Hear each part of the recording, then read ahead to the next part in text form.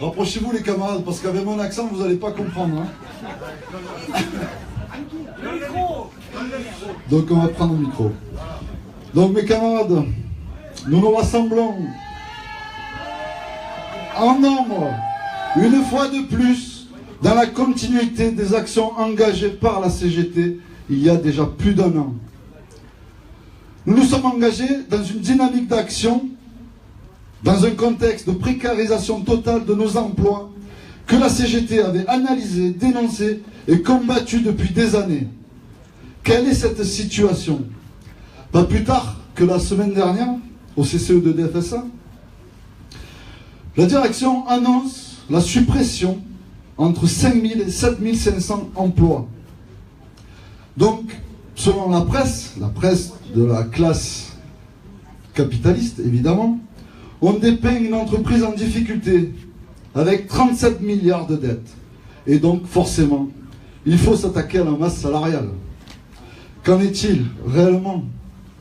Depuis 2005, c'est près de 30 milliards d'euros remontés aux seuls actionnaires en dividendes. Des choix stratégiques qui pèsent, notamment à travers l'achat d'acquisitions, fusions, avec, en exemple, 16 milliards pour acheter British Energy.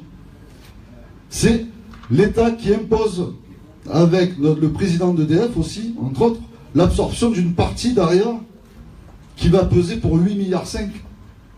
Le projet Hinkley Point que la CGT a dénoncé en son temps, avec 18 milliards d'euros. Les conséquences de la loi nommée et le tarif de rachat de l'électricité issue du parc nucléaire pour que tous les nouveaux entrants dans le secteur de l'énergie puissent faire des bénéfices sur le dos de la bête. Alors, quand on veut tuer son chien, on dit qu'il a la rage. Pour Engie, l'entreprise GDF, en son temps, grande entreprise, a été absorbée par Suez, qui est devenu Engie. Depuis 2008, c'est 36 milliards d'euros de dividendes qui sont remontés aux actionnaires. Et on est sur le même portage en termes de suppression d'emplois, avec des filialisations et des restructurations permanentes, des investissements qui sont axés que sur l'international. Tout ça pour dire qu'avec seulement 1 milliard d'euros de dividendes qu'on récupérerait aux actionnaires, c'est plus de 140 euros net par mois d'augmentation salariale ou 15 000 emplois créés. De l'argent, il y en a, et les salariés revendiquent une véritable répartition des richesses qu'ils créent eux-mêmes au quotidien. Il y a aussi les décisions politiques qui pèsent, sans remonter à Maastricht, et notamment à l'ouverture du marché électrique. Mais dernièrement, la loi nommée, la loi de transition énergétique, la loi NOTRe et la loi MAPTAM. Aujourd'hui, quelles sont les conséquences sur les travailleurs de l'énergie? Vous êtes un travailleur de l'hydraulique? C'est l'ouverture de la concurrence des concessions hydrauliques. À savoir, vous ne saurez pas demain dans quelle entreprise vous allez devoir travailler, en commençant par les camarades de la chaîne à qui l'ouverture de ces concessions vont exposer complètement l'entreprise. Vous êtes travailleur du nucléaire? C'est la fermeture de Fessenheim, entre autres, et la réduction à 50% de la production du parc. Et par-dessus le marché, si on ne ferme pas Fessenheim, on met un chantage ignoble aux salariés en disant on ne va pas redémarrer PALUL 2. C'est intolérable. Vous êtes travailleur du commerce. Chez EDF, c'est 77 boutiques qui sont sur le point, qui sont annoncées en fermeture.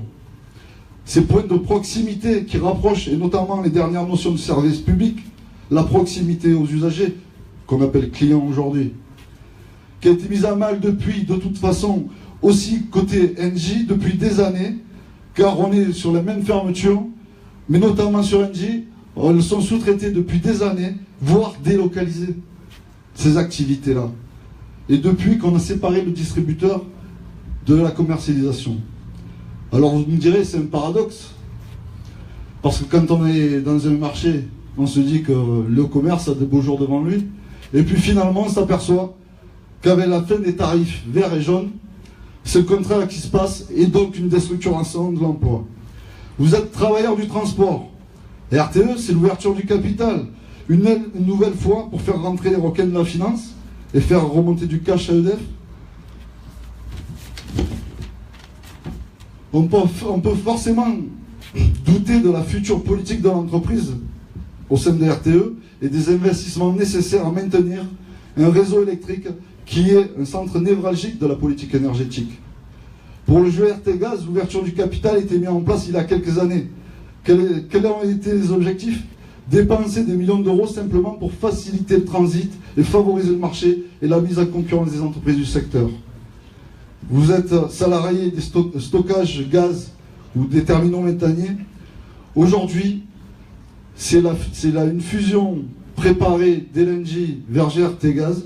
C'est pour les stockeurs un avenir incertain sur le stockage et notamment avec un désengagement du gouvernement à pouvoir mettre en place un décret qui permette d'avoir un niveau de sécurité gazière dans les pics qu'on a connus notamment cet hiver. Vous êtes travailleur de la distribution. C'est la séparation des deux entreprises Enedis et GRDF qui est actée. C'était bien le foisonnement de ces deux entités qui a fait la force et l'optimisation pendant des années du service public. Aujourd'hui, les directions de ces deux entreprises sont plus attachées à faire remonter des dividendes aux maisons mères que d'assurer une organisation du travail qui permette à chaque agent d'opérer en toute sécurité sur ses missions de service public. L'exemple, on l'a eu ce week-end, avec les avis de tempête et les tempêtes qui sont arrivées. Alors au lieu de regarder les investissements nécessaires aux enfouissements, à l'entretien des réseaux, notamment à l'élagage, on décharge toute la responsabilité sur les agents qui sont sur le terrain au quotidien. Et quand un accident survient, c'est les commissions de discipline qui s'enchaînent. C'est purement intolérable. Nous devons stopper et éradiquer ce phénomène. Ce week-end, des agents ont refusé d'intervenir dans le cadre du déclenchement de la force d'intervention pour les réseaux électriques. Je tiens à raffirmer au nom de la Fédération un soutien sans condition de la décision des agents de ne plus participer au FIR.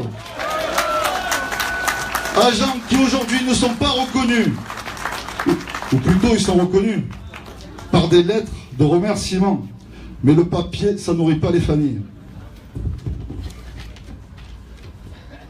Vous êtes travailleur du thermique. Permettez-moi de prendre quelques minutes. On est à la centrale du Havre, donc je pense qu'on a besoin de faire un focus sur le thermique. Les camarades du thermique se sentent souvent, ne sont pas forcément mis en lumière au vu du contexte et de la chasse qu'il y a, notamment sur la pollution dans les temps qui courent. Donc un thermique qui est montré du doigt par les bien-pensants, ça pollue. Qu'en est-il concrètement ? Le thermique représente aujourd'hui 10% de la puissance installée en France, qui répond à l'équilibre du réseau électrique lors des pics de consommation. En termes de rejet de CO2, cela ne représente même pas 1% de la totalité des rejets de CO2 en France. Et le gouvernement voulait concrètement signer la fermeture du parc thermique en France en appliquant une taxe carbone aux seuls énergéticiens. Quand dans le même temps, Macron impose la mise en place des bus sur les routes interrégionaux pour concurrencer la SNCF. Il faut savoir qu'en France, le premier secteur émetteur de CO2, c'est le transport routier. Comment voulez-vous que les salariés, les travailleurs du thermique à flamme puissent comprendre ces décisions? C'est inacceptable. Je tiens à saluer ici la présence de l'interprofessionnel et notamment des camarades portuaires et dockers à ce rassemblement.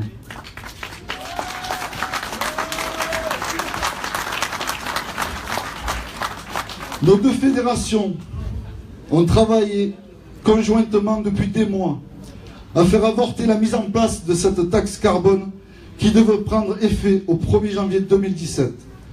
Ce travail commun et convergent, qu'est-ce que je dis? Cette lutte interfédérale a permis d'arrêter, de stopper aujourd'hui ce projet de loi. C'est une première victoire incontestable. On en vient Aujourd'hui, heureusement qu'on a pu repousser ça, même si tout n'est pas acquis et que nous avons encore des directions qui veulent fermer le parc thermique aujourd'hui.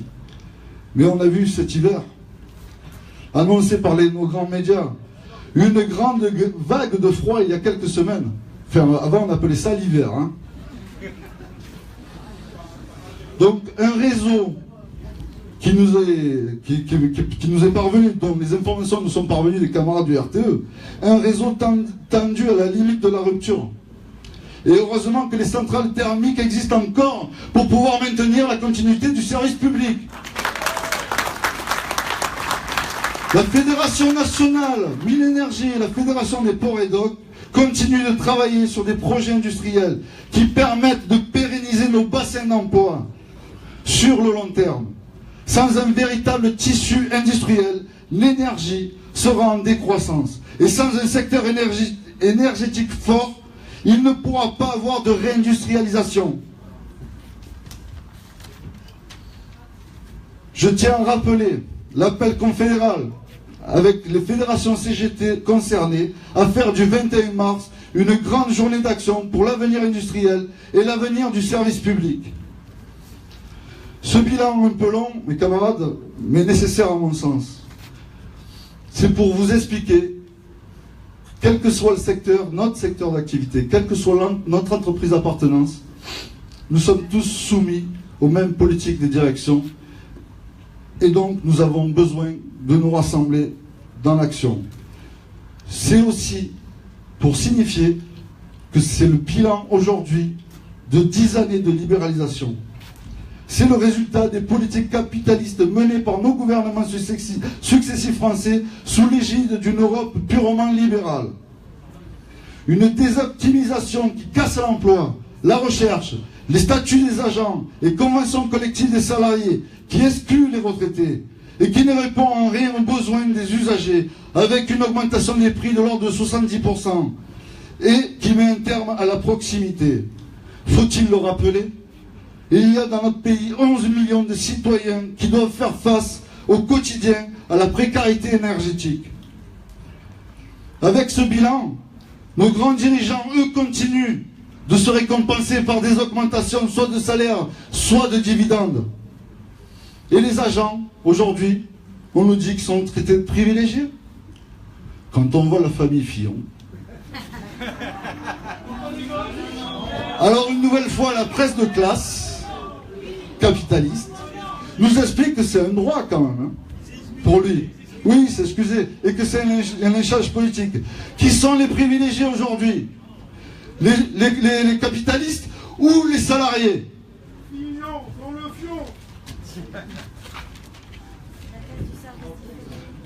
Malgré ça, les agents assurent toujours au quotidien leur mission de service public, à savoir la continuité d'alimentation en énergie des usagers. Et que font nos patrons pour reconnaître cet engagement ? 0% d'augmentation sur les salaires, gel des pensions,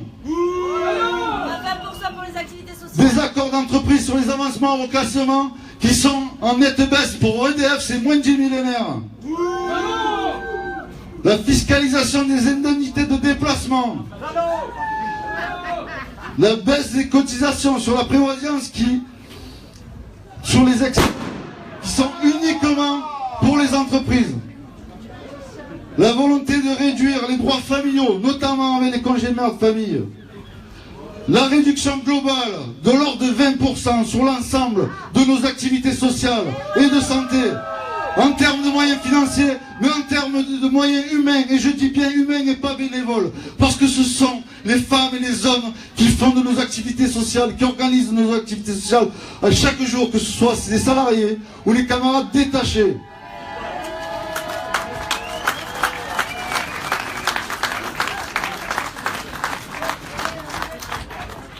Alors en conséquence, n'est-ce pas une attaque sans précédent de nos acquis sociaux et de la casse totale du secteur énergétique? Croyez-vous que notre contrat social historique n'est pas remis en cause? Les agents doivent-ils être corvéables à merci? Les agents sont-ils en colère aujourd'hui? Les agents sont-ils prêts à faire entendre leur colère aujourd'hui? Alors il faut transformer cette colère en détermination. Déterminés à gagner sur les salaires, sur les pensions, déterminés à pérenniser nos activités sociales, déterminés à peser dans la campagne électorale, déterminés à chasser le capital du secteur énergétique pour un pôle public avec de nouvelles nationalisations. Ceux qui vivent sont ceux qui luttent.